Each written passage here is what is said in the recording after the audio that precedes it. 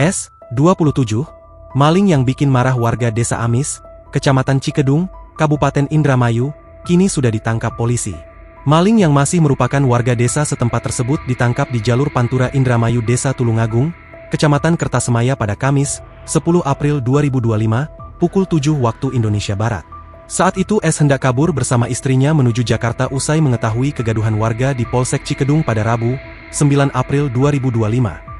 Hari ini, S dihadirkan polisi ke hadapan publik saat konferensi pers di Mapolres Indramayu, Jumat, 11 April 2025. S pun tampak sudah mengenakan baju tahanan dengan kedua tangan diborgol. Secara estafet, kemarin warga masyarakat melapor, kami periksa saksi-saksi dan akhirnya kami berhasil mengungkap kasus ini dan bahwa betul memang saudara S ini adalah pelaku dari tindak pidana pencurian tersebut, ujar Kapolres Indramayu, AKBP Ari Setiawan Wibowo. Pengungkapan ini diketahui berhasil dilakukan berkat warga yang akhirnya mau membuat laporan polisi. Polisi pun saat itu juga langsung melakukan penyelidikan, memeriksa saksi-saksi, mengumpulkan alat bukti, dan mengejar pelaku hingga akhirnya tertangkap. Ari pun berjanji akan memproses hukum pelaku sesuai dengan undang-undang yang berlaku.